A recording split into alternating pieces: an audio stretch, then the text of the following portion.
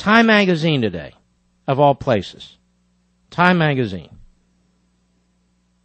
Investors find it disconcerting to see the stocks in the huge financial institutions, this is important, that are at the foundation of the global capital system trading up and down 25% a day, and in some cases trading in the pennies.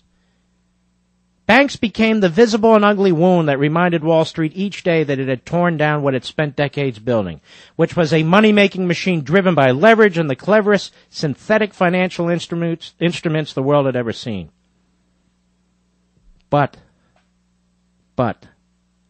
the great banking crisis of 2008 is over. It began last September 15 when Lehman Brothers filed for bankruptcy and bottomed when Citigroup traded below $1 last month.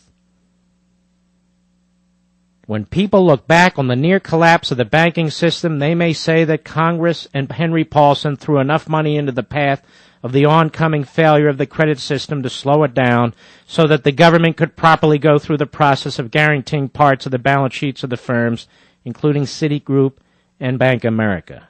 The initial TARP may also have provided time for the new administration to put together its widely held bank stress tests, meant to determine which of the big financial institutions have dysentery and which do not. And the hundreds of billions of dollars that went into the largest banks late last year allowed Secretary Geithner to produce his public-private partnership to buy toxic assets off a bank balance sheet. All those plans, no matter how well-intentioned they may seem, are unnecessary now.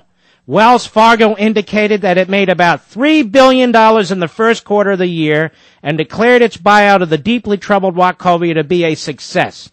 Wells Fargo said that the low cost of money from the government, that's monetary policy, combined with a surging demand for mortgages, that's the market system, because the market bust is an adjustment to the boom, was all the medicine that it required.